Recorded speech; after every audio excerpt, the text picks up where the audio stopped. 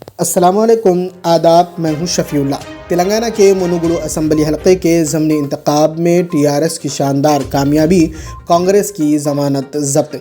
तेलंगाना के मुनुगुरु असम्बली हलक़े के ज़मनी इंतखाब में टीआरएस ने शानदार कामयाबी हासिल की है। टीआरएस उम्मीदवार कोसो कोंटला प्रभाकर रेड्डी ने बीजेपी उम्मीदवार कोमट रेड्डी राजगोपाल रेड्डी पर 10,297 वोटों की अक्सरियत से कामयाबी हासिल की।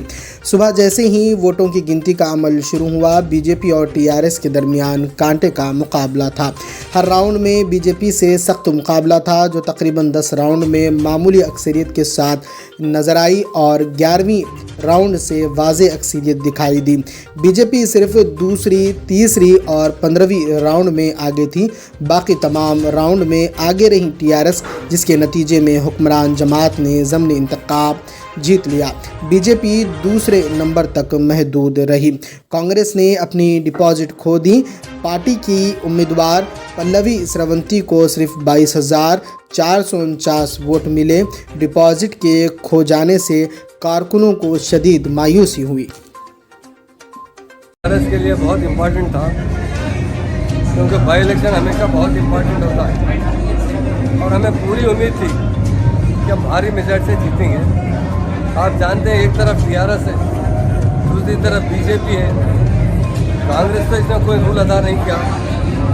इलेक्शन वाकई इलेक्शन ही होता है, पर हमें यकीन था पहले से भी कि हम ज़रूर जीतेंगे 100%, और आवाम भी यही चाहती थी। क्योंकि आप जानते हैं 2014 में टीआरएस पार्टी तेलंगाना स्टेट में पावर में, यही 2014 में सेंटर में बीजेपी पार्टी पावर में। इसके बाद के जितने स्कीम्स आए हैं, खासतौर से वेलफेयर स्कीम, इसका मुकाबला हिंदुस्तान की कोई स्टेट नहीं कर सकती। सेंटर तो बहुत दूर की बात है। बीआरएस का पहला जीत सर, बीआरएस पार्टी अनाउंस हुई और पहला जीत। डेफिनेट बीआरएस पार्टी का जो सबसे डिमांड है ना, हिंदुस्तान के सारे अवाम का डिमांड है कि केसीआर साहब जो ऐसे महान लीडर हिंदुस्तान में आगे बढ़े, ताकि जो हिंदुस्तान की हालत ख़राब होते जा रही है, लोगों में फ़िरका परस्ती बढ़ती जा रही है, देश की तरक्की रुक चुकी है। हमारे पड़ोस में जो छोटे छोटे कंट्री थे, जैसे श्रीलंका कहा जाता, बांग्लादेश कहा जाता, वो बहुत हमसे बहुत वीक और बहुत छोटे थे। तो नेशनल लेवल पर उनका डिमांड बढ़ता, हमारा डिमांड करता जा रहा है। हमारी करेंसी घटती जा रही है। हर तरीके से हमारी कंट्री का डेवलपमेंट रुका हुआ है और गिरानी आसमान पर जा रही है। आप जानते हैं डॉलर का रेट किधर से किधर जा चुका है। जब 40 रुपये से 45 रुपये हुआ, तो हिंदुस्तान में बहुत जगह खुद बीजेपी के कायदे ने धरना दिया कि डॉलर का रेट बहुत तेज़ी से बढ़ा है, इंडियन करेंसी गिर रही है। हम आज कहते हैं कि डॉलर मजबूत हो रहा है, ये बड़ी अफसोस की बात है।